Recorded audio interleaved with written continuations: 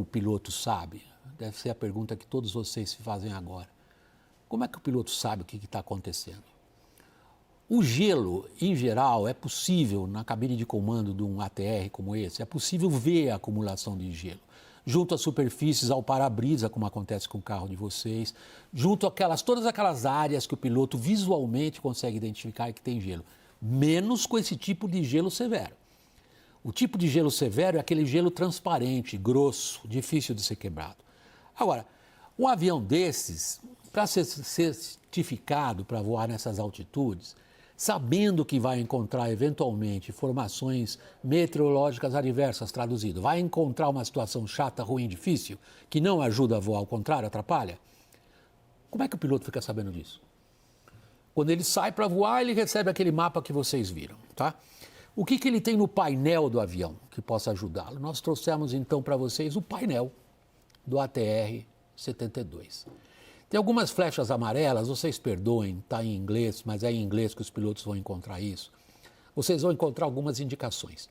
Embaixo, bem embaixo da sua tela, à esquerda e à direita, vocês vão encontrar comandos, botões, vai na linguagem leiga, que acionam os sistemas dos quais esse avião dispõe justamente para poder enfrentar essa situação de formação de gelo, ok?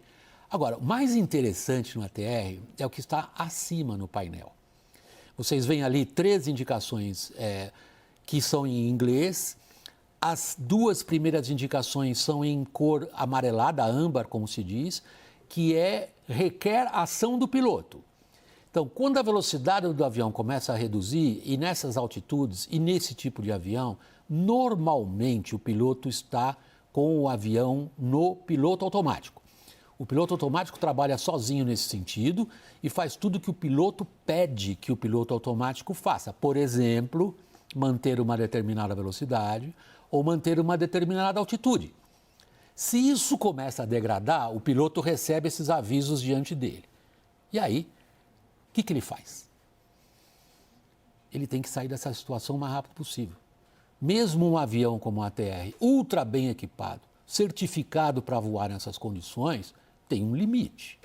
Há um momento em que a formação de gelo pode ser tão pesada que ela, de fato, vai tirar as características aerodinâmicas do avião. O avião para de voar, simplesmente.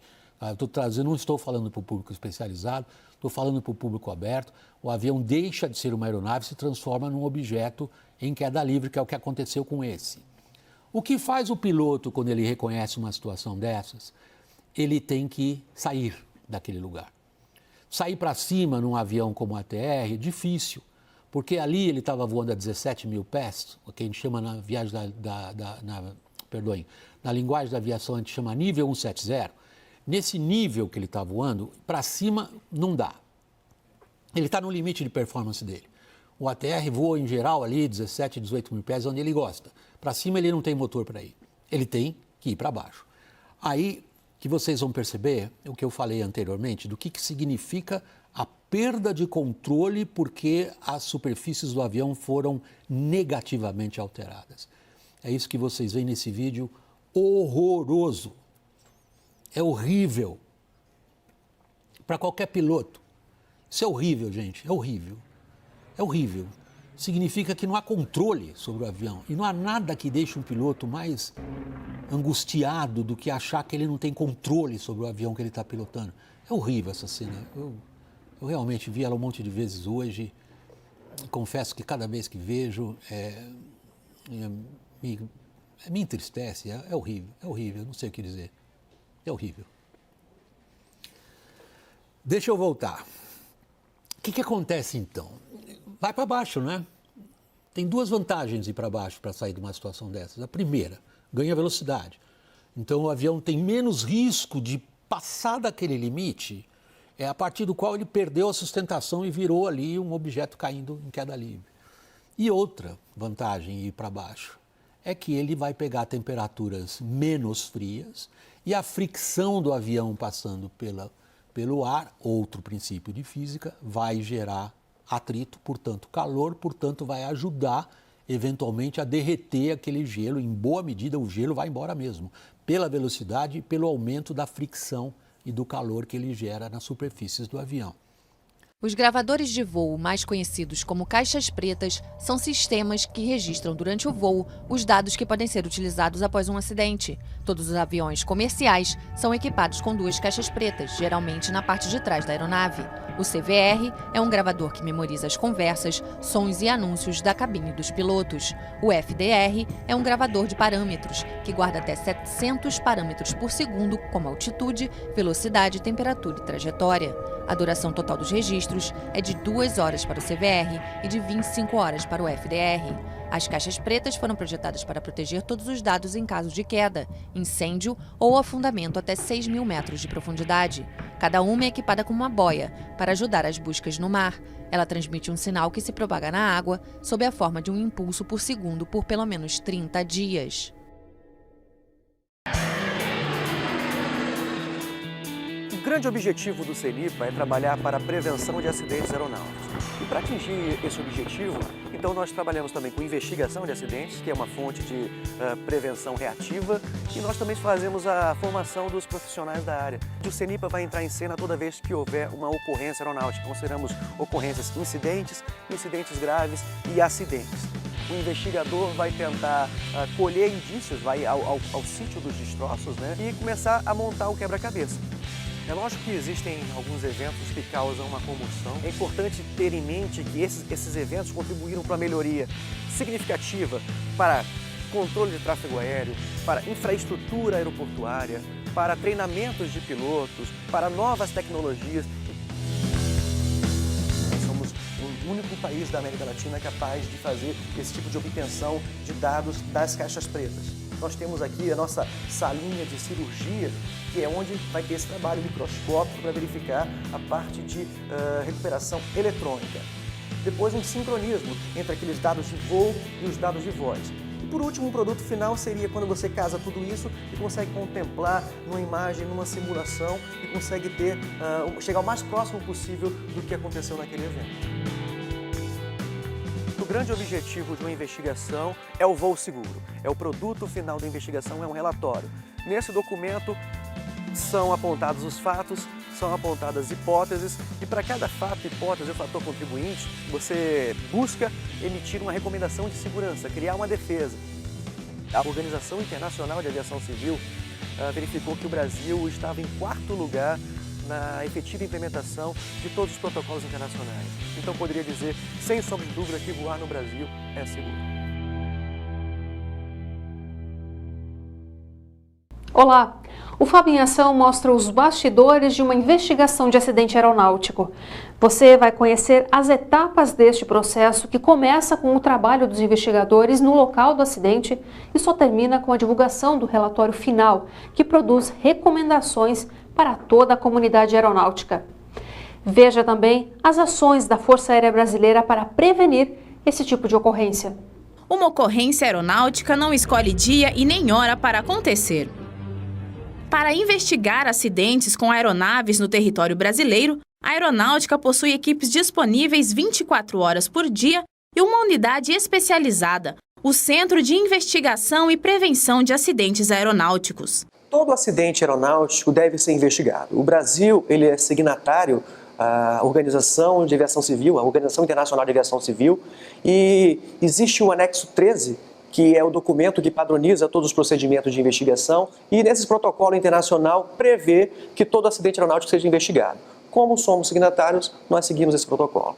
O CENIPA mantém 7 unidades estrategicamente distribuídas no território brasileiro, preparadas para atuar em ocorrências aeronáuticas. Os Serviços Regionais de Prevenção e Investigação de Acidentes Aeronáuticos, conhecidos como SERIPAs, são extensões do CENIPA e atendem às ocorrências aeronáuticas nas respectivas áreas de abrangência. O SERIPA foi um órgão criado no ano de 2007 para fazer investigações e atividades de prevenção nas regiões dos comares, e a gente tem a missão de levar a prevenção de acidentes aeronáuticos. Ao ser acionada, uma equipe de investigadores vai o quanto antes para o local da ocorrência e realiza a primeira etapa da investigação, a ação inicial. A agilidade é fundamental para que a área seja preservada e as evidências não sejam comprometidas. Nesta fase, é realizada a coleta de dados, indícios e entrevistas com testemunhas e sobreviventes. Em linhas gerais, você tem que tentar colher o máximo possível de evidências, desde fotografar, tentar montar um croquis do que aconteceu, tentar fazer uma coleta de combustível, lubrificante. Por exemplo, numa ocorrência em que você verifique que possa ter um indício de falha do motor, por exemplo, então você pode pegar esse motor ou alguma parte do motor e levar para um laboratório para fazer a análise se aquela aeronave se acidentou com o motor girando ou com o motor sem potência. O Major Daniel explica outros dados coletados na ação inicial. Desde habilitações do piloto, condições da aeronave, condições do motor, condições do combustível, condições meteorológicas. Então existe um protocolo de que todas as comunicações que foram feitas com o piloto, torre de controle, a parte de verificação se existia gravadores de voz, gravadores de dados. Então tudo isso aí passa a ser o gabarito para aquele investigador tentar reconstituir o que aconteceu naqueles momentos finais. Toda a investigação é conduzida pelo investigador encarregado. A equipe é composta por profissionais de diferentes áreas e varia conforme a complexidade de cada caso. A investigação pode envolver engenheiros aeronáuticos, controladores de tráfego aéreo, a Agência Nacional de Aviação Civil, entre outros. Médicos e psicólogos também compõem as equipes e atuam nos fatores humanos envolvidos na ocorrência aeronáutica. Um médico com o curso de prevenção de acidentes aeronáuticos do CENIPA, ele vai analisar a carga de trabalho do aeronavegante envolvido no acidente aeronáutico, se ele utilizava algum medicamento ou droga ilícita, se ele por acaso tinha inspeção de saúde válida ou não, se havia alguma condição médica pré-existente que pudesse interferir com o desempenho dele, se havia fadiga, se houve desorientação espacial. Os profissionais da área da psicologia também contribuem com o processo de investigação. Pode-se ter o acesso às entrevistas, e aí as entrevistas vão acontecer com esses personagens que estão envolvidos no contexto do acidente, então não só os tripulantes que sobreviveram, enfim, mas familiares de vítimas, pessoal de manutenção, o controle de tráfego aéreo, visita às empresas quando se trata de uma aeronave pertencente a uma organização específica, entrevista com o proprietário da aeronave, enfim, diversos elementos que fazem parte desse contexto. A caixa preta é um dos elementos analisados em uma investigação aeronáutica. Veja como as informações contidas nos gravadores de dados e voz a bordo das aeronaves podem ajudar a esclarecer os fatores contribuintes de um acidente. A famosa caixa preta das aeronaves, na realidade, é laranja. Ela possui essa cor para facilitar a localização. O equipamento é um gravador que pode registrar informações como o áudio dos pilotos na cabine ou os dados dos comandos executados pela aeronave durante o voo. Fabricada em material resistente, é feita para suportar altos impactos, calor e até mesmo a pressão em águas profundas. Cada aeronave exige um determinado tipo de caixa preta. A aviação comercial, por exemplo, prevê gravadores de voz e dados a bordo. Já aeronaves menores, dependendo do modelo, exigem apenas um dos dois. E em algumas aeronaves de modelos mais antigos, podem nem possuir o equipamento. Quando a equipe vai para a ação inicial, ela vai buscar exatamente isso. Qual é o tipo de equipamento, para que ela estava homologada e quais são os equipamentos que deveriam estar embarcados. É importante registrar que não é só a caixa preta que é importante para o acidente. Ela é mais um dado para o acidente. O acesso aos arquivos não é uma tarefa simples. É preciso um laboratório especializado. O trabalho exige profissionais altamente capacitados para extrair informações dos equipamentos que por vezes chegam muito danificados pelo acidente. Para isso, o CENIPA possui um laboratório de leitura e análise de dados de gravadores de voo.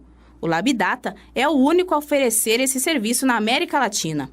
Após o download das informações, o material é repassado ao encarregado da investigação, que pode simular, por meio de softwares, as situações apresentadas pela caixa preta. A partir da reunião das informações relativas à aeronave, à tripulação e às condições em que o voo era realizado, a equipe de investigação elabora o relatório final do acidente. Muita gente pergunta qual que é o prazo para concluir uma investigação e a resposta é: depende da complexidade. O mais importante para o CENIPA é oferecer à sociedade um trabalho de qualidade. Então nós não nos preocupamos exatamente com essa questão de correr contra o tempo, mas sim de trabalhar de forma efetiva para produzir um trabalho com qualidade. Após a conclusão do trabalho, o CENIPA divulga o relatório final da investigação em sua página na internet. Além disso, também são disponibilizadas as recomendações de segurança para a comunidade aeronáutica. O trabalho realizado pelo CENIPA não tem o intuito de apontar culpados. O objetivo de uma investigação é a prevenção. Todo aquele processo de coleta, análise, visa tão somente identificar os fatores que contribuíram para aquele evento e, a partir desses fatores, tentar colocar algumas barreiras, alguns bloqueios que nós chamamos de recomendações de segurança, visando mitigar esses riscos. O principal foco de atuação do CENIPA é a prevenção. As estatísticas mostram que em 2015 o Brasil registrou o menor número de ocorrências aeronáuticas dos últimos 4 anos. No site da instituição, é possível consultar os cursos oferecidos, as condições para participar e a data de realização. As vagas são destinadas a pilotos, mecânicos, controladores de tráfego aéreo, médicos, psicólogos, comissários de voo e demais profissionais que direta ou indiretamente estão ligados à atividade aeronáutica. Todos têm que trabalhar, não se faz sozinho a prevenção, ou seja, desde o nível mais individualizado até um nível corporativo, né? Desde a pessoa que faz uma limpeza no hangar, até passando pelas tripulações, pelos mecânicos, até os níveis gerenciais que vão definir as políticas, né, financeiras, né, dos recursos de uma empresa ou de uma instituição ligada à atividade aérea.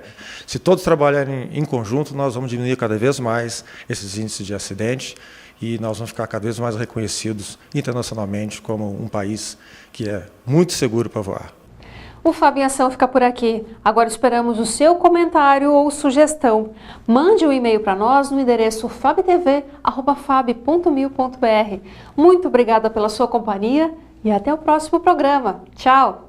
O piloto não conseguiu controlar o avião até ele ser surpreendido com uma colisão. Este comandante, que já supervisionou mais de 1000 investigações de acidentes aéreos, acredita que naquele momento... Na opinião do senhor, que tenha sido falha humana? Sim, até o presente momento, com os indícios recolhidos das testemunhas, é falha humana. 90% de chance.